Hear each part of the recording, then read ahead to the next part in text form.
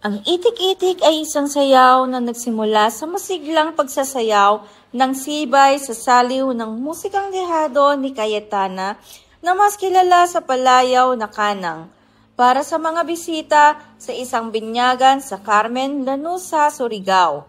Sa kalagitnaan ng kanyang pagsasayaw ay napansin niya ang nakatutuwang galaw ng mga itik sa paligid ng kanyang ginagad.